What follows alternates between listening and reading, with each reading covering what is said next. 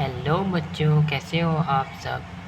I hope आप सब लोग मस्त होंगे, बढ़िया होंगे और अच्छे से पढ़ाई कर रहे होंगे। दोस्तों, आज से हम एक नया सीरीज शुरू करने जा रहे हैं।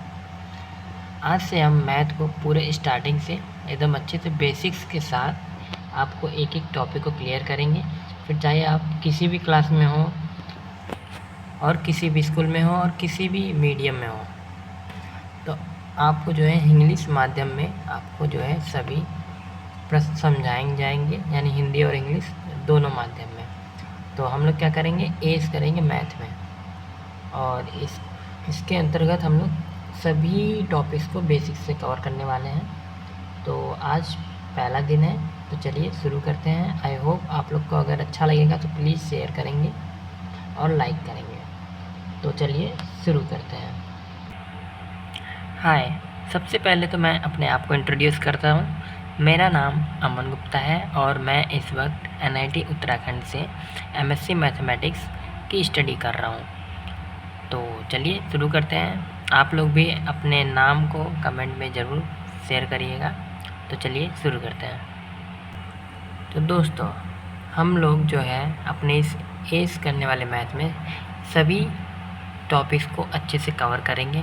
फिर चाहे फ्रैक्शन से लेकर कोऑर्डिनेट प्लेन तक हो या फिर कोई और भी टॉपिक हो, सभी मैथ्स के टॉपिक्स को हम कवर करेंगे फ्रॉम बेसिक्स, और एकदम अच्छे से आपको एक्सप्लेन करेंगे हिंदी और इंग्लिश दोनों माध्यम में। जैसा कि हमने कहा,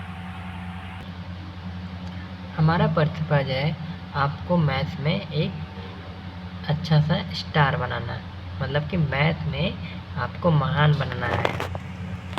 इतना महान बनना है कि आप बहुत आगे तक बढ़ें, खूब अच्छे से पढ़ें और मैथ्स के टॉपर बने।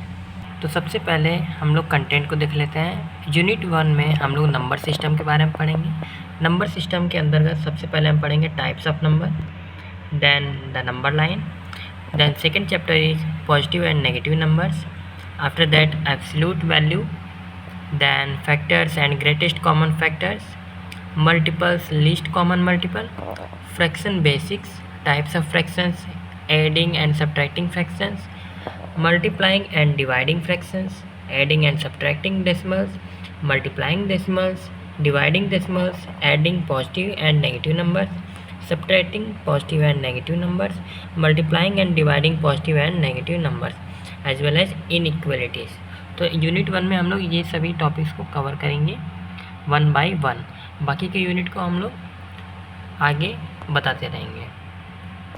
इसके बाद हम लोग जानेंगे यूनिट 2 में रेशियोज, प्रोपोर्शंस एंड परसेंट्स के बारे में, जिसके अंतर्गत हमारा चैप्टर 15 आता है रेशियोज, चैप्टर 16 आता है unit rate and unit price, then proportions, converting measurements, percent word problems, यानी इससे रिलेटेड हम लोग प्रॉब्लम्स, क्वेश्चंस एंड एक्सरसाइजेज को भी करेंगे और आपको होमवर्क में भी देंगे, तो वो आपको करके लाना होगा।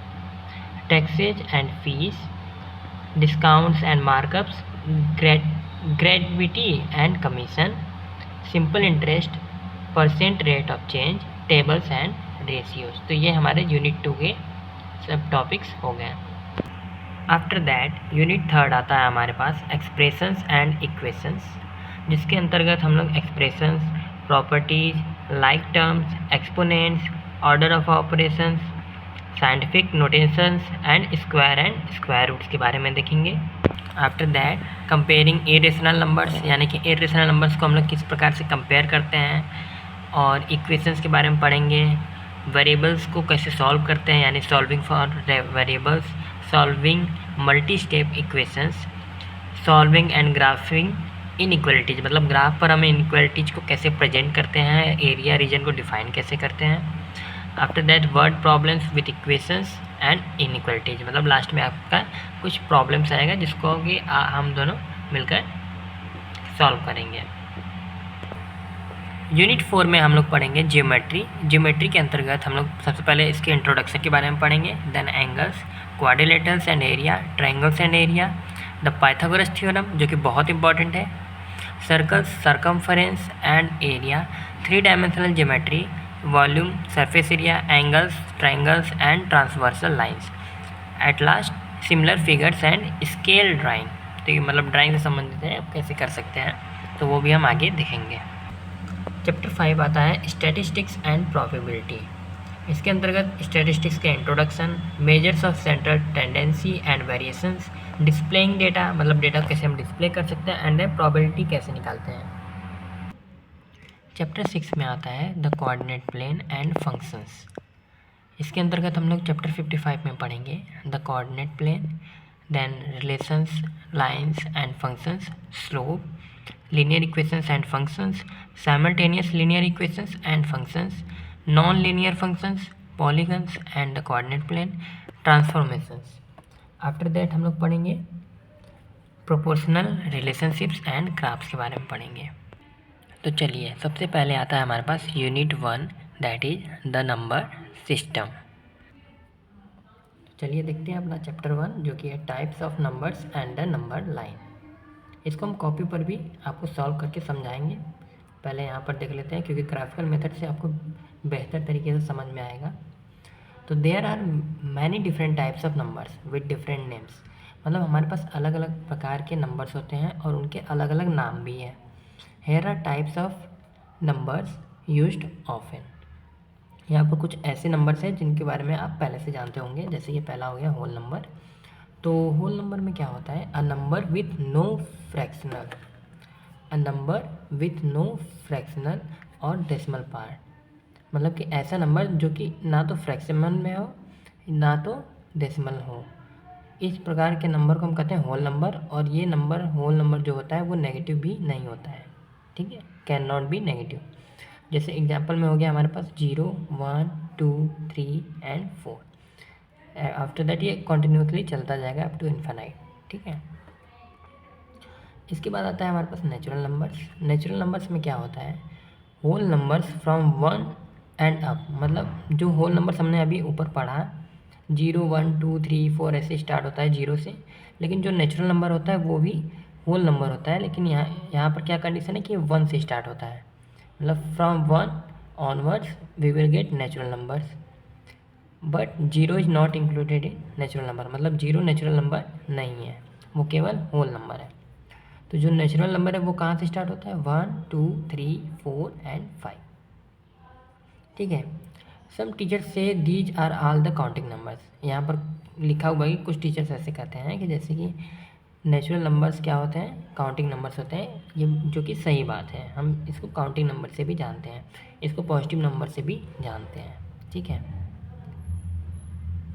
उसके बाद आता है हमारे पास इंटीजर्स। इंटीजर्स क्या होते हैं, all whole numbers including positive and negative whole numbers, यानी कि ऐसे नंबर जो कि पॉजिटिव भी हो एज वेल एज नेगेटिव भी हो।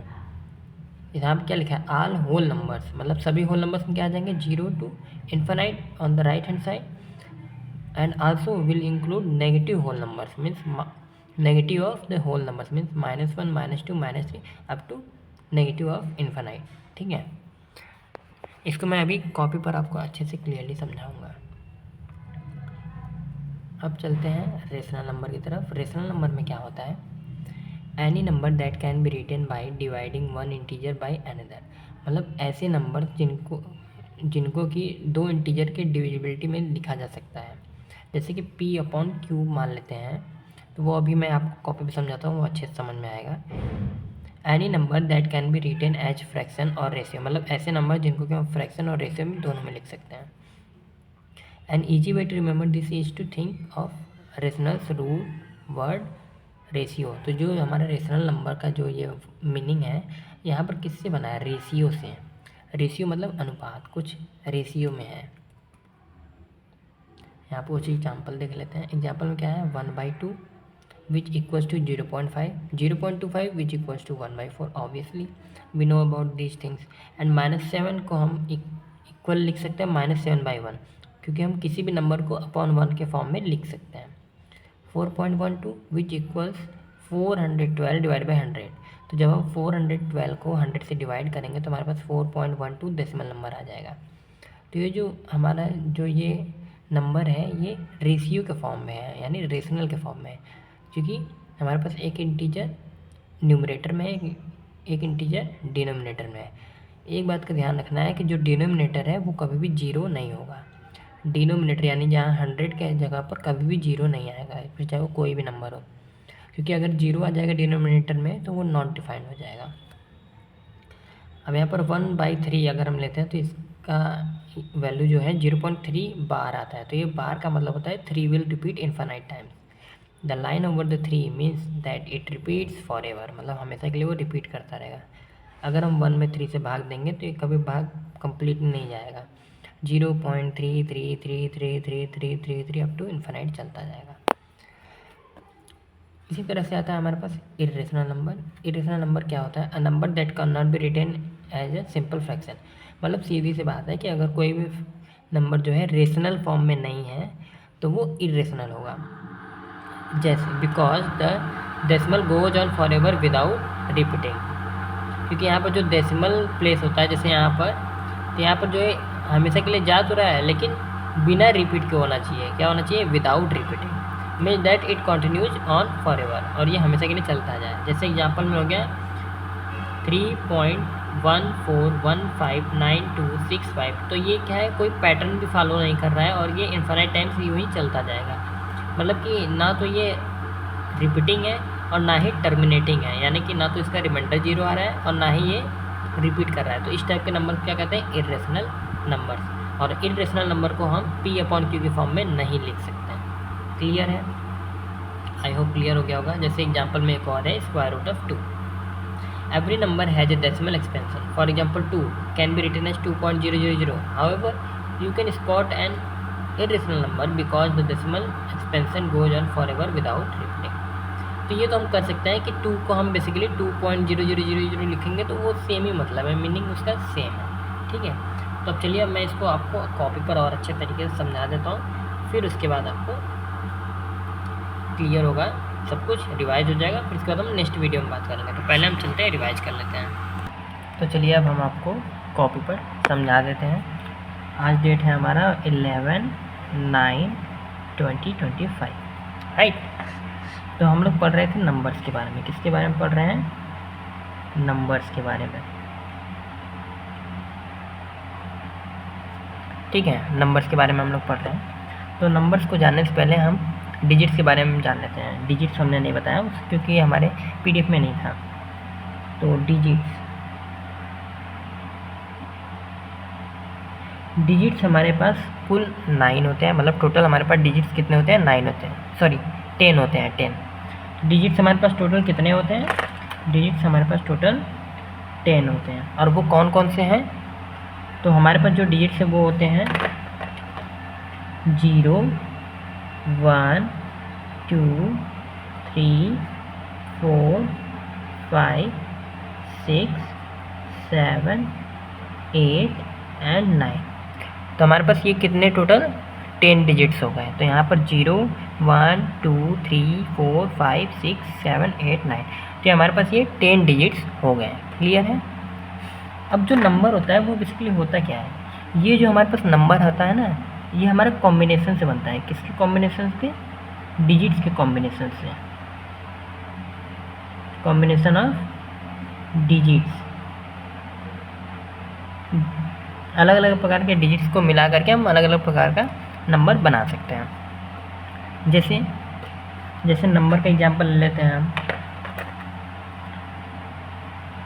जो हमारा नंबर होता है उसका एग्जांपल ले लेते हैं। जैसे हमारे पास हो गया 12 एक नंबर है।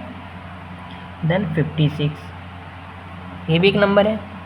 100, obviously 100 is number because this 100 number is created by combining the 3 digits, that is 1, 0 and 0। मतलब 3 डिजिट्स कौन कौन से हैं? 1, 0, 0। तो ये 3 डिजिट्स को कंबाइन करके हमारे पास बना है ये नंबर 100। उसी प्रकार 2 डिजिट से मिलकर बना है हमारे पास 56। ये जो हमारा नंबर है 56 बना है नंबर। अब नंबर समझ में आ गया आपको, डिजिट समझ में आ गया। बेसिक हमारा डिजिट से ही शुरू होता है। जैसे आप इंग्लिश में, जब आप इंग्लिश सीखना स्टार्ट करते हैं तो उसमें आप लोग क्या करते हैं?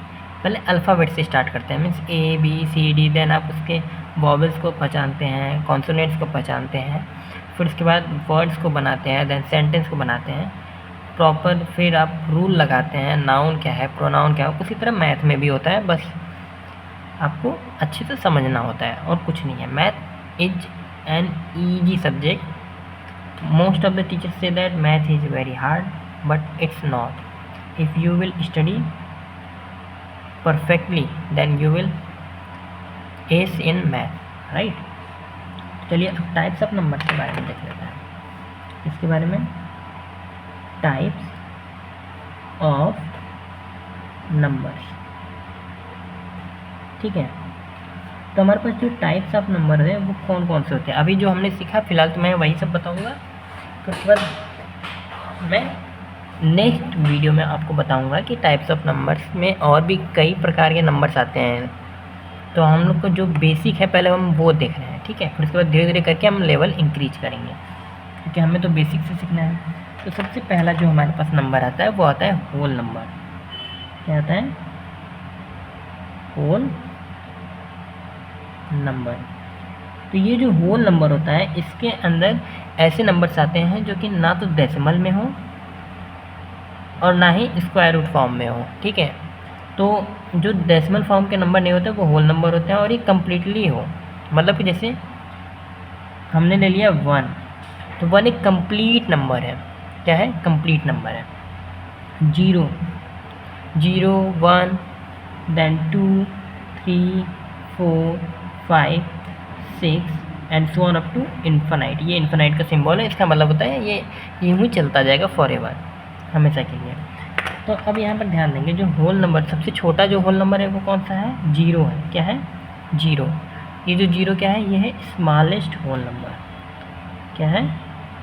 स्मॉलेस्ट होल नंबर, ठीक है ना। 0 क्या है हमारे पास? Smallest whole number.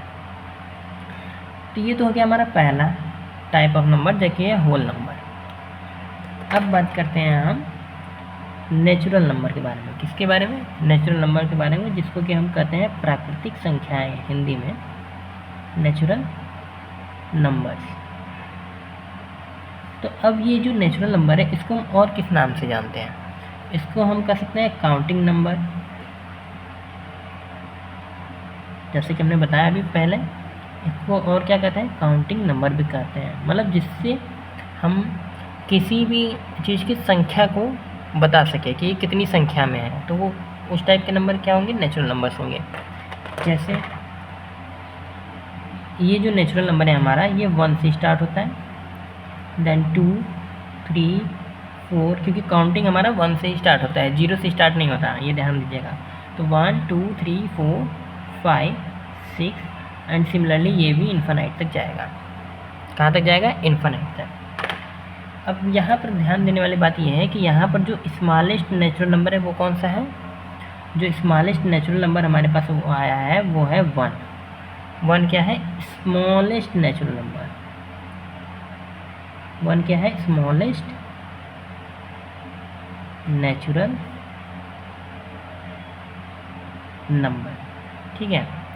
1 is the smallest natural number, ठीक है। अब इतना आप सब लोगों ने देख लिया, नंबर्स के बारे में देख लिया, कॉम्बिनेशन ऑफ डिजिट्स क्या होते हैं, नंबर होते हैं। टाइप्स ऑफ नंबर में अभी हमने होल नंबर पढ़ा है, देन नेचुरल नंबर पढ़ा है। उसके बाद हमारे पास आता है इंटीजर्स। थर्ड फॉर्म क्या आता है हमारे पास? इंटीजर्स।